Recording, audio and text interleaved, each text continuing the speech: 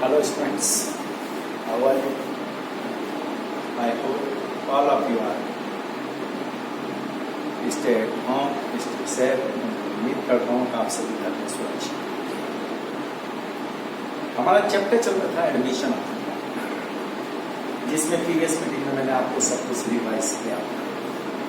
आज मैं आपको न्यूमेरिकल क्वेश्चन सॉल्व करना सिखाऊंगा। Most practice repetition required. जितनी आप प्रैक्टिस करोगे उतना एडवांटेज आपको मिलेगा। ये क्वेश्चन आपको स्टार्टिंग में सॉल्व करने के लिए अप्रोक्सीमेटली 30 मिनट 40 मिनट्स लग सकते हैं, लेकिन हमें वो ट्राई करनी है कि लास्ट में जब हम एग्जामिनेशन और न्यू पेपर सॉल्व करें तो विद इन 15 मिनट में ये सॉल्व हो जाना चाहिए। इसका मतलब आपको बहुत ज़्यादा प्रैक्टिस की रिक्वायरमेंट है। तो आज आपको क्वेश्चन नंबर 59 एक्सप्लेन कर रहा हूँ summer analysis. Question number 59, page number 3.153. X and Y were partners with a capital of rupees 4 lakh and 3 lakh 50,000. Their share profit in the ratio of 3:2. On 1st April 2017, they admitted Z for 1/5 share. On this date, their creditors were rupees 3 lakh 20,000 and general reserve rupees 1 lakh 80,000. Their assets apart from cash considered debtors rupees 4 lakh 32,000, stock 3 lakh, patents rupees 74,000 and building 2 lakh 4,000. Z is to bring in rupees 3 lakh as a capital and to bring in his share of goodwill in cash subject to the following terms. Goodwill of the firm to be valued at rupees 5 lakh. The stock be valued at rupees 2 lakh 94,000. Patents are valueless. There was a claim against the firm for damages amounting to rupees 20,000. The claim has now been accepted. Prepare revaluation account, capital account and balance sheet. जिस दिन new partner admission ले रहा है उस दिन की balance sheet हमारे पास नहीं है। सबसे पहले आपका काम होगा मेमोरेंडम बैलेंस शीट बनाना। जब भी क्वेश्चन में आपको बैलेंस शीट नहीं दे रखी है तो सबसे पहले आपका काम होगा कि आप बैलेंस शीट प्रिपेयर करना। Memorandum balance sheet before admission of new partner.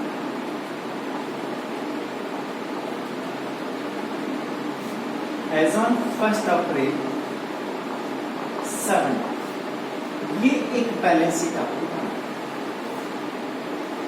जब तक आपके पास क्वेश्चन में बैलेंस शीट नहीं हो आपका काम है पहले बैलेंस शीट बनाना।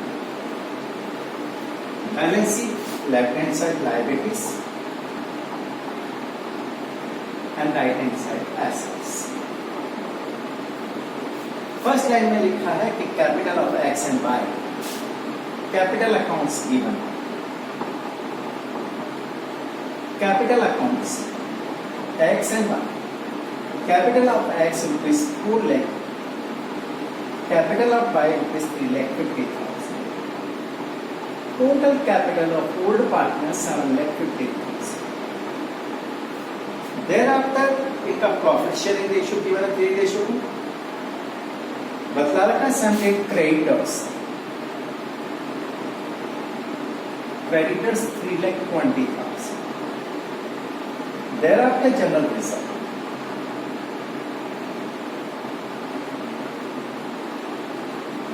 General reserve given है 1 lakh 80,000.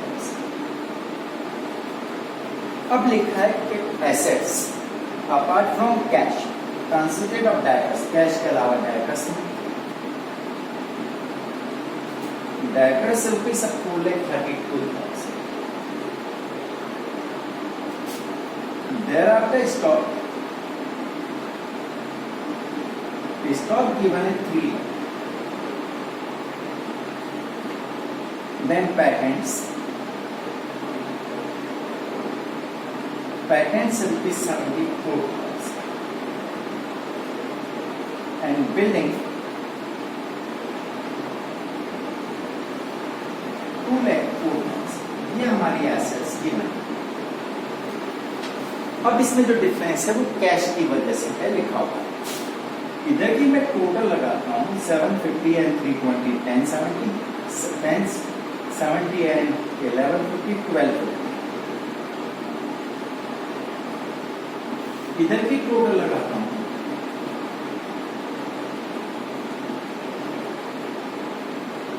Four six and four 10, 1 carry किया 4, 4 एंड 7 11, 1 कैरी किया 5 and 3 8, 8 and 2 10. It means cash का amount difference है, balance sheet का difference amount of liabilities and assets. 1250 minus 10 10 तो आपका cash balance आ गया 2,40,000 and both side total equal करते हैं. अब यहाँ पर स्टार्ट करते हैं. इसने आपको कहा prepare revaluation account, partners capital account, तो यहीं पर मैं आपको रिवैल्यूएशन अकाउंट एक्सप्लेन कर रहा हूँ.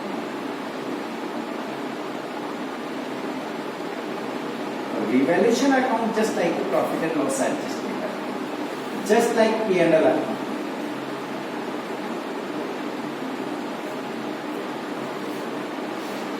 डेबिट साइड में आता है डिक्रीज इन एसेट्स और लायबिलिटीज इंक्रीज, एसेट्स इंक्रीज और liabilities decrease. Credit side, in debit side assets decrease and liabilities increase, in credit side assets increase and liability decrease. There after partners capital account आपको prepare करने के लिए partner capital account हम prepare कर रहे हैं. 2 old partner हैं mister x and Y और एक नया पार्टनर है मिस्टर जेड. अब पार्टनर हो गए हमारे 3 X Y and Z.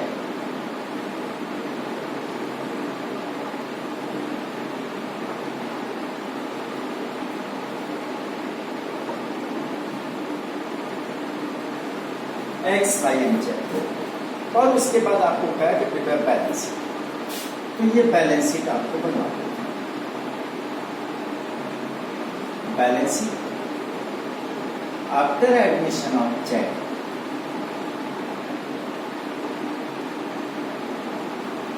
As on 1 April 2007.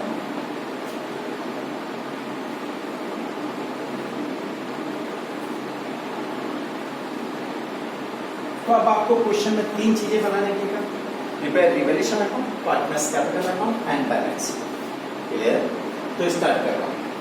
First of all balance of capital in capital account. सबसे पहले आपको कैपिटल का बैलेंस कैपिटल अकाउंट में लिखना है. By balance brought down, by balance brought down capital balance given है. Capital of X rupees 4 lakh in column of X, Y capital rupees 3,50,000 in column of Y rupees 3,50,000. सबसे पहला काम है capital का balance capital account में record. Thereafter accumulated profit and reserve given हो divided amongst old partner in their old ratio. General reserve given in liability side. Liability side given है divided in credit side of capital account. General reserve account debit to capital account. In their old PSR. Old PSR है इनका 3:2. 3:2 में इस general reserve की amount divide करनी है. General reserve given है 1,80,000. 180 divided by 5 36. 36 into 3 108. 36 into 2 72. तो सबसे पहला काम हुआ कैपिटल का बैलेंस कैपिटल अकाउंट में रिकॉर्ड करना. एक्युमुलेटेड प्रॉफिट और रिजर्व को उसको डिवाइड करना. अब एक चीज आप लोगों को ध्यान रखनी है, कि हमें कैसे मालूम पड़ेगा कि goodwill account is appear either not appear. सबसे पहले बैलेंस शीट में देखिए यहाँ के गुडविल गिवन है एसेट साइड में नहीं दे रही. इसका मतलब goodwill account is not appear in the books of firm at the time of admission of a partner. जिस दिन न्यू पार्टनर फर्म में एडमिशन ले रहा है उस दिन गुडविल गिवन नहीं. अब अगला ट्रांजेक्शन क्या क्या, एक एक ट्रांजेक्शन को पढ़ना. सबसे पहले पता रखा Z is to bring rupees 3 lakh is his capital. Z capital लिख के आ रहा है और जेड कैपिटल आता तो क्या एंट्री होती है, कैश अकाउंट डेबिट टू जेड्स capital. Cash account debit to जेड्स कैपिटल. तो कैपिटल अकाउंट में क्या लिखेंगे, बाय कैश. कौन लेके आ रहा है, जेड. तो जेड के कॉलम में लिखने आप रुपीज 3 लाख. हम इसकी ये एंट्री करते हैं कैश अकाउंट डेबिट टू जेड्स capital, capital account by cash. उसके आगे लिखा है to bring in his share of goodwill in cash subject to the following terms. वो अपने हिस्से की गुडविल की अमाउंट कैश लेके आ रहे हैं. उसकी पहली क्या है, goodwill of the firm to be valued at rupees 5 lakh. ये फर्म की गुडविल ऑफ द फर्म ₹5 और जेड कैश लेके आ रहा है लेकिन अपना शेयर। जेड कितने शेयर के लिए आया ऊपर सेकंड लाइन में देखो, दे एडमिटेड जेड फॉर 1/5 शेयर। तो 1/5 शेयर की बात करेंगे तो 1 लाख, इतना अमाउंट गुडविल के लिए कैश लेके आएगा। और जब भी न्यू पार्टनर गुडविल की अमाउंट कैश लेके आता है तो एंट्री होती है cash account debit to premium for goodwill, cash account debit to premium for goodwill. अब ना तो कैश अकाउंट हमने बनाया ना प्रीमियम को गुडविल बनाया, लेकिन मैंने आपको एक सेकंड एंट्री बताई, जब भी न्यू पार्टनर गुडविल की अमाउंट कैश लेके आता है divided amongst old partner in their sacrifice, तो हम एंट्री करते हैं premium for goodwill account debit to old partners capital in their sacrifice. तो कैपिटल अकाउंट सीआर है तो कैपिटल अकाउंट किस सीआर से बाय प्रीमियम फॉर गुडविल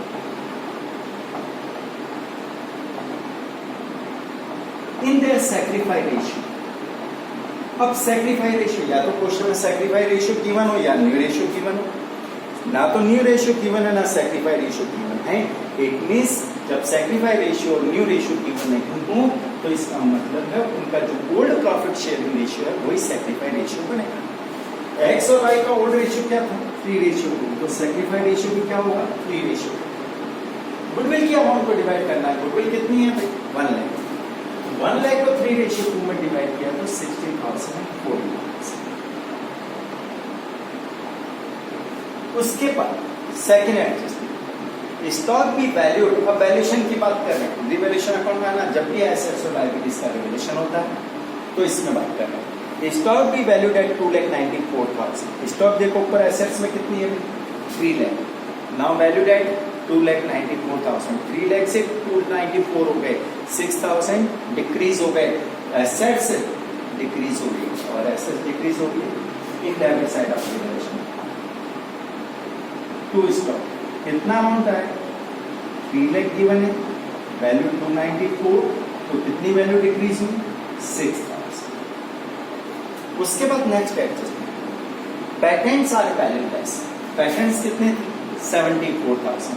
अब वैल्यूलेस उनकी वैल्यू 0 हो गई, यानी एसेट्स की वैल्यू 0 यानी डिक्रीज, तो 2 पैटेंट्स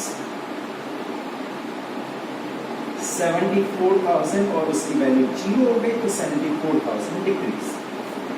फिर क्या करें, there was a claim against the firm for damages. हमारे किसी कस्टमर को हमने गुड सप्लाई किया, वो डैमेज हो गया तो उसके लिए हमें क्लेम देना पड़ेगा। एक न्यू लायबिलिटी क्रिएट हो गई और लायबिलिटी इंक्रीज हो गई, तो इन debit side of revaluation claim for damage, claim for damages की बात कर रहे हैं।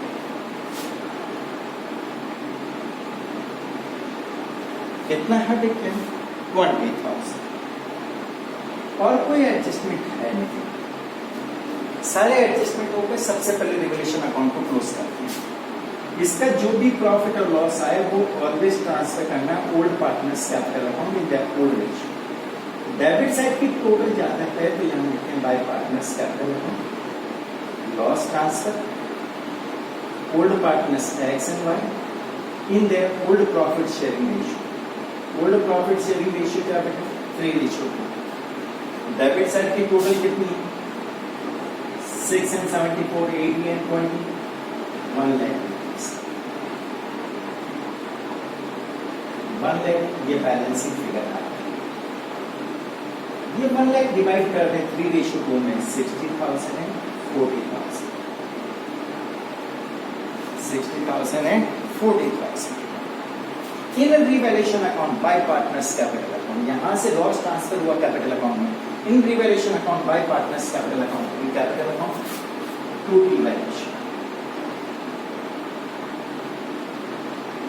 Revaluation loss for X 60,000 for by 40,000। सारे एडजस्टमेंट हो गए, अब कुछ भी नहीं बचा है।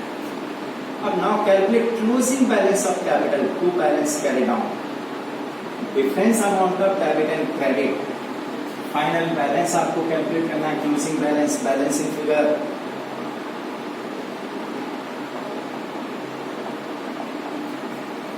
इसकी टोटल लगाते हैं 4508 568 एक्स के कॉलम 568 में से 60 माइनस किया 508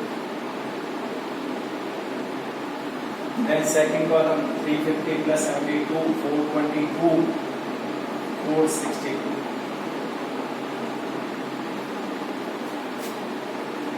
462 40 माइनस किया तो 4,22,000 बैलेंसिंग। उसके बाद थर्ड बांटने की बात करते हैं। जेड के क्रेडिट की टोटल है 3 लाख माइनस 0 3 लाख डिफरेंस। हम नाउ प्रिपेयर बैलेंस शीट। अब बैलेंस शीट बनाना एसेट साइड में ध्यान देना बेटा। सबसे पहले क्या है डेटर्स। रिवैल्यूएशन में कोई एडजस्टमेंट हुआ क्या बेटा डेटर्स में? नहीं हुआ, as it is no change 4,32,000। Then debtors के बाद स्टॉक कितना है 3 लाख। रिवैल्यूएशन में इसको क्या किया ये हमारी एसेट्स है, एसेट्स डिक्रीज हो गई, स्टॉक कितने से डिक्रीज हो गई 6,000। Now revalued eight 294। स्टॉक के बाद क्या बेटा पैटेंट्स 74,000 थे, रिवैल्यूएशन में 74 डिक्रीज हो गए, 74 माइनस 74 इसकी वैल्यू 0 यानी वैल्यूलेस। उसके बाद बिल्डिंग कितनी है बेटा उसका रिवैल्यूएशन में कुछ भी नहीं हुआ as it is. There are cash balance बड़ा ध्यान रखना है।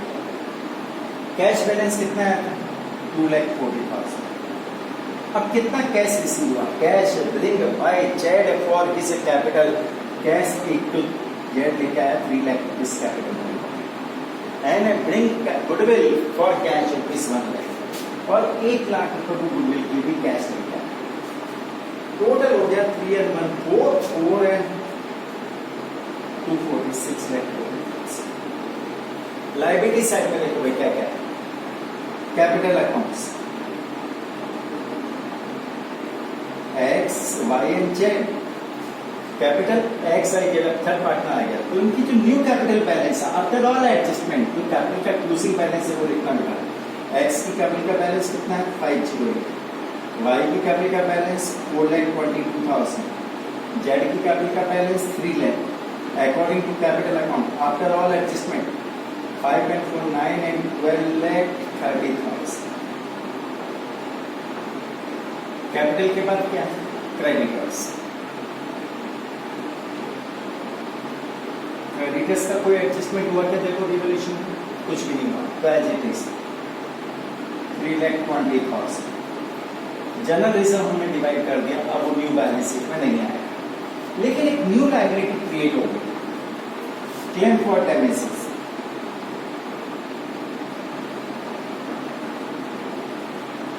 क्लेम फॉर डैमेजेस आया कितना 20,000। टोटल लगाते हैं 12 and 3 15 15 70 2 and 4 6 and 4 10 1 कैरी किया 4 4 and 9 13 13 and 4 17 1 कैरी किया 5 2 7 7 2 9 9 and 6 ये बैलेंस ये क्वेश्चन स्टार्टिंग में करने के लिए आपको 35 मिनट 40 मिनट 20 मिनट लग सकते हैं लेकिन आपकी परफॉर्मेंस को आपको डे बाय डे इम्प्रूव करना है कि एग्जाम में यही क्वेश्चन ओनली 15 मिनट में सॉल्व होना चाहिए। यदि 15 मिनट से ज़्यादा लग गए तो इसका मतलब आपको टाइम आपने एक्सेस दे दिया तो दूसरे क्वेश्चन के आंसर आप कंप्लीट क्वेश्चन पेपर अटेंड नहीं कर पाओगे। तो आज आपका काम है इसको वापस रिवाइज करना एक बार 2 बार और जब ये क्वेश्चन आपसे हो जाए तो उसके बाद क्वेश्चन नंबर इसका जस्ट पहले वाला 58 नंबर करने की ट्राई करें। जो भी प्रॉब्लम होगी वो नेक्स्ट मीटिंग में सॉल्व करेंगे। Okay thank you.